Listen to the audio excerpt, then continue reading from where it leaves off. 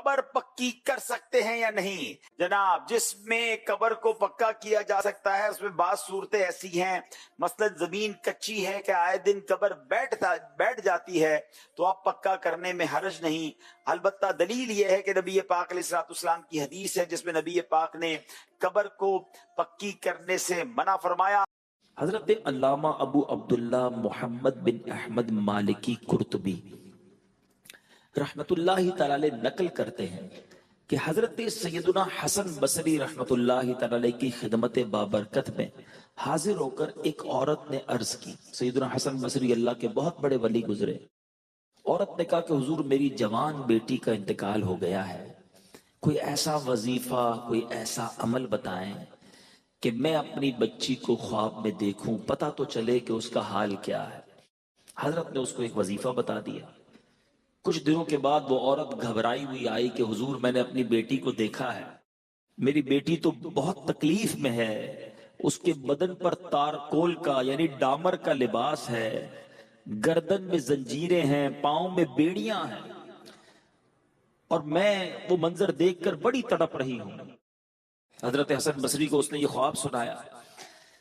چند دنوں کے بعد سیدنا حسن بصری رحمت اللہ تعالی نے خود ایک خواب دیکھا کہ اس خواب میں ایک نوجوان لڑکی ہے جس کے سر پر تاج ہے، جنتی لباس پہنا ہوا ہے اور جنت میں ایک تخت پر بیٹھی ہوئی ہے۔ وہ لڑکی کہتی حضور میں ہی وہ لڑکی ہوں جس کی والدہ کو آپ نے وظیفہ بتایا تھا۔ حضرت حسن بصری فرماتے تیری ماں نے تو، تیری والدہ نے تو مجھے کچھ اور ماجرا بتایا تھا کہ تم عذاب میں، پریشانی میں، تکلیف میں تھی، آج تو تم جنت کے مزے کر رہی ہو۔ کہتے حضور بات ایسی ہی تھی کہ میں عذاب میں تھی، مگر ہماری جس قبرستان میں قبر تھی وہاں ایک عاشق رسول کا گزر ہوا، اس عاشق رسول نے مصطفیٰ جان رحمت، شمع بزم ہدایت، نوشہ بزم جنت، طے کرے جود و سخاوت، صلی اللہ علیہ وسلم کی ذات پر درود بھیجا، اس درود شریف کا ثواب ہمیں ایصال کر دیا۔ اللہ نے اس ایک درود پاک کی برکت سے ہم 560 قبر والوں سے عذاب کو اٹھا لیا۔ اب ذرا سوچئے کہ ایک درود پاک کا ایصال کرنا مردوں کو کیسا کام آتا ہے۔ اب اس واقعے سے ایک اور بات سیکھنی ہے نا کہ جب درود پاک ایصال کرے مردوں سے عذاب اٹھ جائے، جو خود درود پاک پڑھے اس کا کیا عالم ہوگا۔ تو جتنا ہو سکے اپنی زندگی میں درود پاک کو شامل کیجئے۔ اور اس واقعے سے ایک اور بات سیکھنے کو مل رہی ہے کہ اپنے مرحومین کو نہ بھولیے، دنیا سے جانے والوں کو نہ بھولیے، جن کے ساتھ زندگی کے شب و روز گزرے ہیں، جنہوں نے ہماری تربیتیں کی ہیں، جنہوں نے ہم پر احسانات کیے ہیں۔ زندگی میں یہ ایسے موقع آتے ہیں، مگر احسان فراموش انسان کو نہیں ہونا چاہیے۔ ہم میں سے بہت سے وہ ہیں جن کے والدین نہیں ہیں آج دنیا میں، ہم میں سے بہت سے وہ ہیں جن کے اساتذہ نہیں ہیں، ہم میں سے بہت سے وہ ہوں گے جن کے دوست نہیں ہیں، آج بھائی نہیں ہیں، بہنیں نہیں ہیں، چچا نہیں ہیں، ماموں نہیں ہیں۔ انہوں نے ہمارے ساتھ زندگی گزاری ہے، ہمارا کچھ تعلق رہا ہے۔ اگر وہ آج زندہ ہوتے تو کوئی تحفہ نہ دیتے انہیں، اگر آج وہ زندہ ہوتے تو انہیں کوئی آپ جناب کوئی تحفہ، کوئی دعوت، کچھ خدمت نہ کرتے ان کی۔ تو آج ان کی خدمت، ان کی دعوت، ان کا تحفہ یہ ہے کہ انہیں اپنی دعاؤں میں یاد رکھیں، انہیں ایصال ثواب کرتے رہیں۔ قبر میں جانے کے بعد اب مردے کو یہی انتظار ہوتا ہے کہ میرے چاہنے والے، میرے رشتہ دار، میرے دوست، میرے شاگرد، ہم ذرا سوچیں نا جس استاد سے پڑھا ہم نے کب اس استاد کو دعاؤں میں یاد رکھا، جس ماں کا دودھ پیا، جس والد نے انگلی پکڑ کر ہمیں چلایا۔ ہمارے بہت سارے دوستوں نے بڑے اچھے دن ہمارے ساتھ گزارے، اگر آج وہ دنیا میں نہیں تو ہم نے انہیں کتنا یاد رکھا ہے۔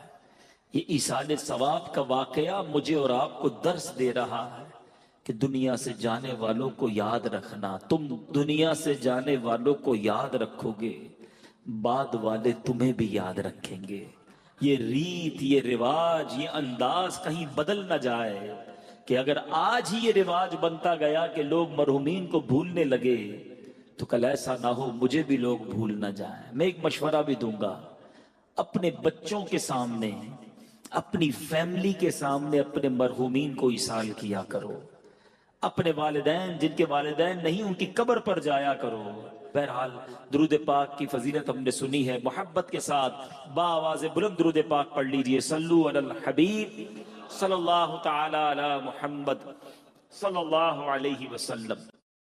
موت ایک ایسی حقیقت ہے، ایک ایسی ریئلٹی ہے کہ جس سے کسی کو انکار نہیں ہے. کمال یہ ہے بہت ساری ایسی ہمارے بلیفز ہیں جس میں دوسرے مذہب والے نہیں مانتے.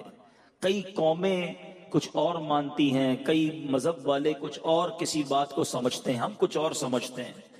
مگر موت ایک ایسی حقیقت ہے کہ دنیا کے تمام مذہب والے، دنیا کے تمام ملکوں میں رہنے والے، انٹلیکچوئلز ہوں، پڑھے لکھے ہوں یا جاہل ہوں، ہر کوئی مانتا ہے کہ موت آنی ہے، اس سے فرار نہیں ہے. اور میرے میٹھے اسلامی بھائیوں، آج ایک قرآنی واقعے کے ذریعے سمجھیں گے کہ سب سے پہلے دنیا میں موت کس کو آئی، سب سے پہلے دنیا سے انتقال کس نے کیا، اور سب سے پہلے تدفین کس کی ہوئی اور کیسے ہوئی. یہ قرآنی واقعہ آپ کی اور میری معلومات میں اضافے کا باعث بھی بنے گا. عجائب القرآن میں حضرت علامہ عبد المصطفیٰ اعظمی علیہ رحمت اللہ کبھی تحریر فرماتے ہیں، روئے زمین پر سب سے پہلا قاتل قابیل تھا جس نے اپنے ہی بھائی حابیل کو قتل کیا. یہ دونوں حضرت آدم علیہ السلام کے فرزند ہیں. اور دونوں کا واقعہ کیا تھا کہ حضرت حوا کی ہر حمل میں ایک لڑکا پیدا ہوتا اور ایک لڑکی پیدا ہوتی. اللہ تبارک و تعالیٰ نے اس دنیا کا نظام چلانا تھا، اس وقت کوئی اور جوڑا تو تھا نہیں، تو حضرت آدم اور بی بی حوا کے یہاں ہر حمل میں ایک لڑکا پیدا ہوتا، ایک لڑکی پیدا ہوتی. ایک ہی باری میں جو بچے پیدا ہوتے وہ تو بھائی بہن کہلاتے. اگلی حمل میں جو لڑکا لڑکی پیدا ہوتے ان کی اب شادیاں ہو سکتی تھی، مگر ایک ہی حمل میں جو پیدا ہوئے وہ آپس میں شادی نہیں کر سکتے تھے. اس دستور کے مطابق حضرت آدم علیہ السلام نے قابیل کا نکاح لیوزا سے جو حابیل کے ساتھ پیدا ہوئی تھی اس کے ساتھ کر دیا. مگر قابیل اس پر راضی نہ ہوا کیونکہ وہ اکلیما سے شادی کرنا چاہتا تھا جو زیادہ خوبصورت تھی، وہ اس کا طلبگار ہوا. حضرت آدم علیہ السلام نے بڑا سمجھایا کہ وہ تیرے ساتھ پیدا ہوئی ہے، وہ تیری بہن ہے، تو اس کے ساتھ نکاح نہیں کر سکتا. اب وہ نہ مانا، ضد کرنے لگا. یعنی پہلا گناہ بھی زمین پر ہوا تو وہ حسد ہوا ہے. بھائی کو بھائی سے حسد ہو گیا نا، یہ بھی سمجھنے والی بات ہے. اب اس کے بعد حضرت آدم نے کہا کہ ایسا کرو، دونوں اپنی اپنی قربانیاں پیش کرو، اللہ تبارک و تعالی جس کی قربانی قبول کر لے گا پھر اس کے بارے میں فیصلہ ہو جائے گا، اس کی بات مان لی جائے گی. اللہ کی شان دیکھو، یہ نبی پاک کی امت پر رب کا احسان ہے. آج میں اور آپ قربانی کرتے ہیں، صدقہ دیتے ہیں، ہم خود بھی کھاتے ہیں، دوسروں کو بھی کھلاتے ہیں، ہمارا صدقہ ہمارے ہاتھ میں ہی رہتا ہے. پہلے کی قوموں کا دستور یہ تھا کہ صدقہ رکھا جاتا، جس کا صدقہ قبول ہونا ہوتا آسمان سے آگ آتی اور اس آگ کو، اس صدقے کو لے جایا کرتی، جلا دیتی تو صدقہ قبول کہلاتا تھا. اب قربانیاں پیش کی گئیں. اب میرے میٹھے اسلامی بھائیوں، حضرت حابیل نے جو قربانی پیش کی اس کو قربانی کو آگ آئی آسمان سے اور وہ لے گئی. قابیل کے گیہوں چھوڑ دیے گئے. قابیل نے گیہوں پیش کیے تھے اور حابیل نے بکری کی قربانی پیش کی. اب قابیل کے دل میں حسد اور بغض پیدا ہوا کہ میرا بھائی جو ہے یہ اس لڑکی سے شادی کرے گا جس سے میں کرنا چاہتا ہوں. دوسری بات پتا چلی کہ کائنات میں پہلی لڑائی، پہلا جھگڑا، پہلا حسد ہونے کی وجہ بھی عورت تھی. اب قابیل نے کیا کیا؟ قابیل نے حابیل کو قتل کر دیا. مگر اس سے پہلے تو کوئی مرا ہی نہیں تھا نا. وہ سوچتا رہا کہ اب میں لاش کا کروں کیا. کئی دنوں تک کاندھے پر اٹھائے لاش ڈھونڈتا رہا. تدفین تو ہوئی نہیں تھی نا، مرا ہی کوئی نہیں تھا دنیا میں، تو پتہ ہی نہیں تھا پروسیجر کیا ہے. مرنے کے بعد مردے کے ساتھ کرنا کیا ہے؟ اب اللہ تعالیٰ نے دیکھیں کیسا ایک حکمت کا نظام بنایا کہ قابیل کے سامنے ایک ایسا منظر آیا کہ دو کوے آپس میں لڑ پڑے، ایک کوے نے دوسرے کوے کو مار دیا۔ اب اس نے کیا کیا، اپنے پنجوں سے زمین کریدی اور پہلے کوے کی لاش اس میں دفن کر دی۔ گویا یہ پیغام دیا گیا، بتایا گیا کہ مردہ دفنانا ایسے ہے۔ تو اب قابیل نے حابیل کو دفنایا اور ان کو یوں سمجھیے کہ زمین میں ان کی تدفین ہوئی۔ تو اے میرے پیچھے اسلامی بھائیوں، پہلا قتل قابیل نے کیا، پہلا جرم حسد تھا، کس بنا پر ہوا یہ بھی آپ نے سنا، اور پہلی تدفین بھی حابیل کی ہوئی۔ اب آئیے تدفین کی بات کرتے ہیں۔ شریعت میں تدفین کا حکم کیا ہے؟ یاد رکھیے، مسلمان کی تجہیز و تکفین یہ فرض کفایہ، یعنی سب پر فرض ہے، لیکن اگر کچھ لوگ مل کر ادا کر دیں تو یہ سب پر سے یہ فرض جو ہے یہ ادا ہو جائے گا۔ اور سبحان اللہ، یہ وہ نیکی ہے، لوگ عموماً اس سے کتراتے ہیں۔ یہ وہ کام ہے، یہ وہ اجر ہے کہ نبی پاک علیہ الصلوۃ والسلام نے ارشاد فرمایا، جو کسی میت کو نہلائے، کفن پہنائے، خوشبو لگائے، جنازہ اٹھائے اور نماز پڑھے، اور جو ناقص بات، بعض اوقات غسل کے دوران کوئی ایسی بات سامنے آتی ہے جو بتانے والی نہیں ہوتی، آقا فرماتے وہ ناقص بات اسے چھپا دے تو وہ گناہوں سے ایسا پاک ہو جاتا ہے جیسے پیدائش کے دن ہوا تھا۔ یعنی کتنی بڑی نیکی ہے، خوش نصیب ہے وہ اسلامی بھائی، وہ اسلامی بہنیں جو اپنے آپ کو پیش کرتے ہیں اس نیکی کے لیے۔ لوگ کتراتے ہیں، یہ کام سیکھنا چاہیے اور اس پر عمل کرنا چاہیے۔ حضرت سیدنا جابر رضی اللہ تعالیٰ عنہ سے روایت ہے، تاجدار رسالت، مخزن جود و سخاوت صلی اللہ تعالیٰ علیہ وسلم نے فرمایا، جو جنازے کے ساتھ چلا اور تدفین تک ساتھ رہا، اللہ عز و جل اس کے لیے 3 قرات ثواب لکھے گا، جن میں سے ہر قرات جبل احد سے بڑا ہوگا۔ یعنی جنازے کے ساتھ جانا، تدفین سے ساتھ رہنا، یہ کتنی بڑی نیکی ہے۔ اور سنو، کفن پہنانا کتنا پسندیدہ عمل ہے۔ نبی پاک علیہ الصلوۃ والسلام نے فرمایا، جس نے کسی میت کو کفنایا یعنی کفن پہنایا تو اللہ عز و جل اسے سندس کا لباس یعنی جنت کا انتہائی قیمتی ریشمی لباس پہنائے گا۔ سبحان اللہ، سبحان اللہ۔ اے میرے نیچے اسلامی بھائیوں، خوش نصیب ہیں وہ اسلامی بھائی جو ان نیکی کے کاموں میں آگے بڑھتے ہیں۔ اللہ سلامت رکھے دعوت اسلامی والوں کو۔ دعوت اسلامی نے تو باقاعدہ ایک شعبہ بنا دیا ہے، مجلس تجہیز و تکفین، جس میں اسلامی بھائیوں کو، اسلامی بہنوں کو باقاعدہ کورس کروایا جاتا ہے کہ آپ اس نیکی میں آگے بڑھیں اور یہ برکتیں لوٹ لیں۔ ہمیں بھی چاہیے، ویسے غور کرنے کی بات ہے کہ ہمارے گھر میں جنازہ نہیں ہوا تو ہونا ہے۔ میرے گھر میں آج تک جنازہ نہیں ہوا تھا، کئیوں کے جنازے میں گیا تھا، مگر اپنے گھر سے جب جنازہ اٹھا تو بہت کچھ احساس ہوا۔ ساتھ ساتھ یہ بھی پتا چلا، الحمدللہ ہمارے گھر کی اسلامی بہنوں نے یہ کورس کیا ہوا تھا، تو گھر کی اسلامی بہنوں نے ہی والدہ کو الحمدللہ غسل دیا۔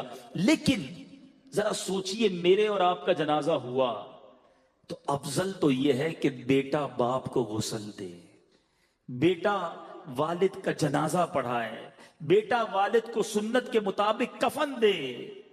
میرا ایک سوال ہے یہاں موجود سارے اسلامی بھائیوں سے، کیا ہمارے بچوں کو ہم نے یہ سکھایا ہے؟ ہماری فیملی میں کسی ایک کو میت کو غسل دینے آتا ہے، کسی ایک کو کفن دینے آتا ہے، کسی ایک کو نماز جنازہ پڑھنی یا پڑھانے آتی ہے؟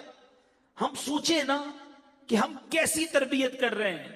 میں آپ کو مشورہ دوں گا، دعوت اسلامی والے مسئلہ بتاتے بھی ہیں، سولوشن بھی بتاتے ہیں۔ کمال کر دی ہماری اس مجلس نے تو کہ ویڈیو اس کی باقاعدہ VCD جاری کر دی ہے کہ اگر آپ تو ایپلیکیشن بھی آ گئی ہے، اپنے گھر والوں کو بٹھائیں، یہ 1 گھنٹے کی ویڈیو دکھا دیں کہ بیٹا دیکھو ایسے غسل ہوتا ہے، ایسے کفن دیا جاتا ہے، اور ایک آدھ کسی جنازے میں اپنے بیٹے کو ساتھ لے جائیں تاکہ غسل میں، کفن میں وہ سیکھ لے تاکہ جب آپ کا اور یا میرا انتقال ہو تو افضل یہ ہے، وہ باپ خوش نصیب ہے جس کو اس کا بیٹا سنت کے مطابق غسل دے، اس کو کفن دے، اپنے ہاتھوں سے اسے قبر میں اتارے۔ تو بہرحال میرے میٹھے اسلامی بھائیوں، اب کچھ مسائل نماز جنازہ کے بارے میں سن لیجئے، کچھ کنفیوژنز بھی ہیں، وہ بھی آج کلیئر ہو جائیں گی۔ نماز جنازہ فرض کفایہ ہے، ایک بھی ادا کر لے تو سب بری و ذمہ ہو جائیں گے، ورنہ جن جن کو خبر پہنچے گی، یعنی کسی نے بھی ادا نہیں کیا تو جن جن کو خبر پہنچی وہ سب کے سب گناہگار ہوں گے۔ اس کے لیے جماعت شرط نہیں ہے، کوئی اکیلا بھی نماز جنازہ پڑھ لے، کوئی ہے ہی نہیں جماعت کے لیے، تو بھی نماز جنازہ ہو جائے گی۔ البتہ اس کی فرضیت کا انکار کفر ہے، یہ یاد رکھیے گا۔ اچھا، خودکشی کوئی کر لے تو اس میں کنفیوژن ہوتی ہے کہ نماز جنازہ پڑھی جائے گی کہ نہیں۔ رد المختار کے ذریعے یہ جواب سن لیجئے کہ جس نے خودکشی کی، حالانکہ یہ بہت بڑا گناہ ہے، مگر اس کی جنازے کی نماز بھی پڑھی جائے گی، اگرچہ قصداً جان بوجھ کر خودکشی کی ہو تو اسے غسل بھی دیں گے اور نماز بھی پڑھیں گے۔ سبحان اللہ، جنازہ پڑھ لیا، اب جنازے کو کاندھا دینے کا کتنا ثواب ہے۔ میں نے براہ راست کبیرہ گناہ معاف ہونے کی میں نے 2 ہی عمل پڑھے ہیں آج تک کہ جس میں کبیرہ گناہ معاف کرنے کی بشارت دی گئی ہے۔ ہمارے ایک بڑا عجیب رواج ہو گیا ہے، 2 قدم چلیے آواز لگاتے ہیں۔ امیر اہل سنت بڑی پیاری تربیت فرماتے ہیں کہ آواز بھی لگانی ہے تو لگاؤ کہ 10 قدم لے کر چلیں، چاروں پائے پر 10 قدم لے کر چلنا، یہ سنت ہے۔ صدر الشریعہ بدر الطریقہ تحریر فرماتے ہیں، شوہر اپنی بیوی کے جنازے کو کاندھا بھی دے سکتا ہے، قبر میں بھی اتار سکتا ہے، اور منہ بھی دیکھ سکتا ہے۔ لوگ کہتے ہیں چہرہ نہیں دیکھ سکتا، چہرہ بھی دیکھ سکتا ہے، صرف غسل دیتے وقت بلا حائل اس کے بدن کو نہیں چھو سکتا۔ اب چند احکام سن لیے، چند فضائل سن لیے، اب آتے ہیں آج کے بیان میں میسج کی طرف۔ آج ہم کیوں آئے ہیں، ہم نے اس سے کیا عبرت لی ہے؟ ہم ایک میت کو ایصال کرنے آئے ہیں، ایک مرحومہ کی یوں سمجھیے کہ یاد میں یہ اجتماع ہوا ہے۔ کبھی جنازے میں جاتے ہیں، کبھی سویم میں جاتے ہیں، کبھی 40ویں میں جاتے ہیں، کوئی عبرت، کوئی میسج اپنے لیے لیتے ہیں کہ نہیں؟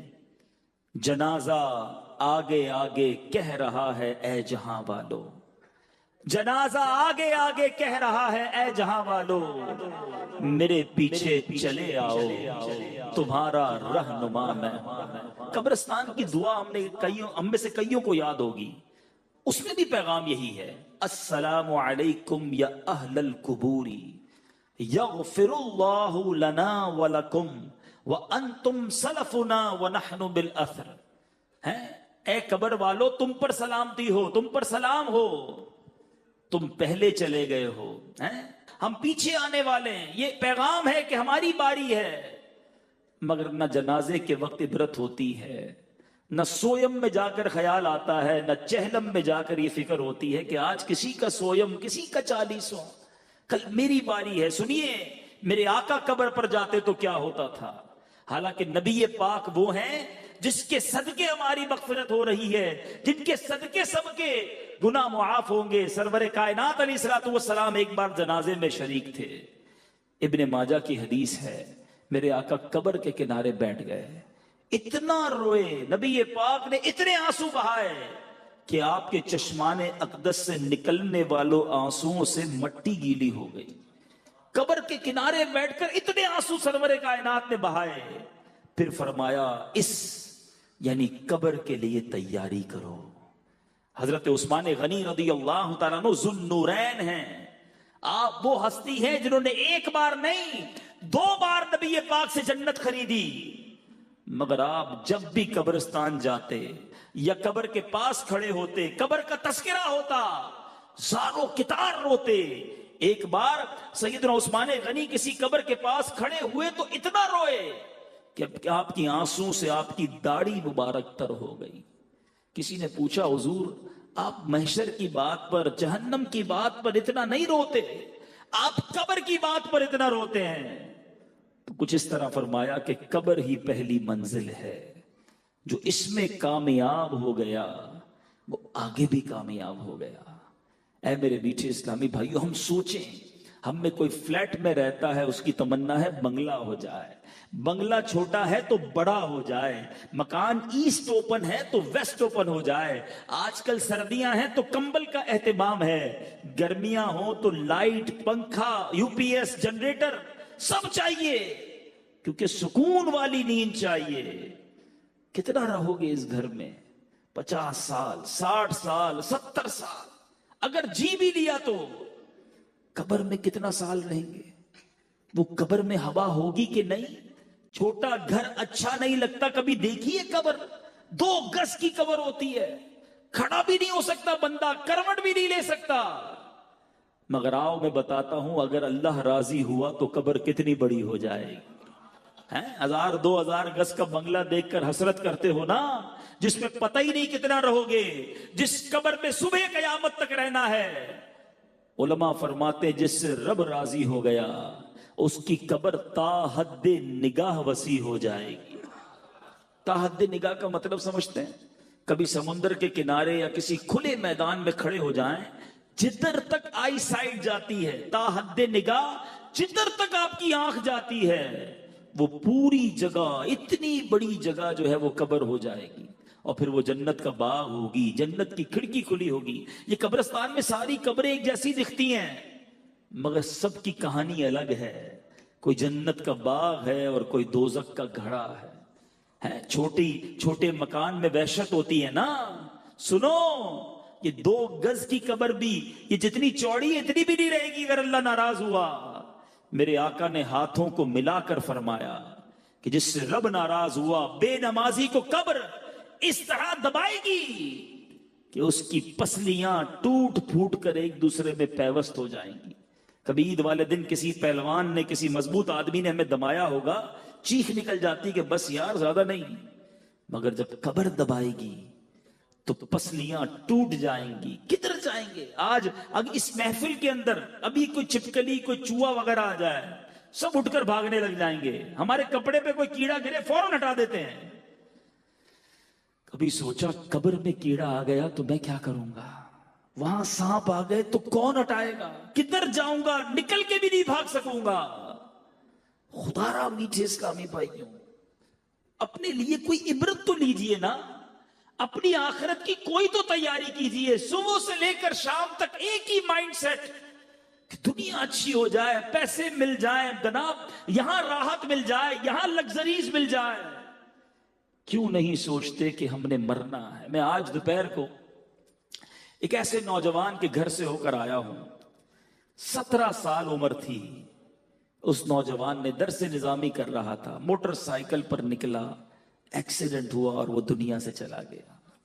17 سال، اتنا خوبصورت نوجوان، اللہ اس کی مغفرت فرمائے، لیکن ہلا دیا، آگاہ اپنی موت سے کوئی بشر نہیں، سامان 100 برس کا ہے، پل کی خبر نہیں۔ کبھی سوچا یہ تکلیف کیسی ہوگی؟ آپ میں سے، ہم میں سے کسی کا آپریشن ہونے والا ہو، کتنا ڈرتے ہیں۔ 2 آدمی سے پوچھتے ہیں یار بتاؤ تکلیف کتنی ہوگی؟ اچھا آپریشن تو بے ہوش کر کے کر لیا جائے گا، ہوش میں آؤں گا تو کتنی تکلیف ہوگی؟ ٹانکے لگانے تو جگہ ذرا سن کر دو۔ اگر ایک تکلیف آنے والی ہے، اس کی ٹینشن ہو جاتی ہے، وہ ڈرا دیتی ہے۔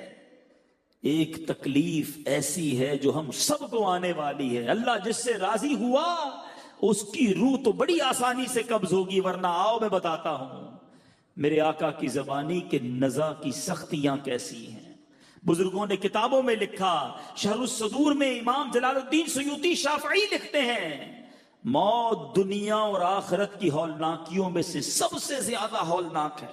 حضرت کعب نے کہا، اے امیر المومنین، موت ایک ایسی ٹہنی کی طرح ہے جس میں بہت زیادہ کانٹے ہو اور وہ انسان کے جسم میں داخل ہو جائے، اس کے ہر کانٹے نے ہر رگ میں جگہ پکڑ لی ہو، اسے ایک آدمی انتہائی سختی کے ساتھ کھینچے تو کچھ باہر آ جائے اور باقی جسم میں رہ جائے۔ بتاؤ ایسی تکلیف ہم کیسے برداشت کریں گے؟ پھر بھی غافل ہیں، پھر بھی اس کی تیاری نہیں ہے۔ ارے اتنی تکلیف کے دوران کیا ہوگا؟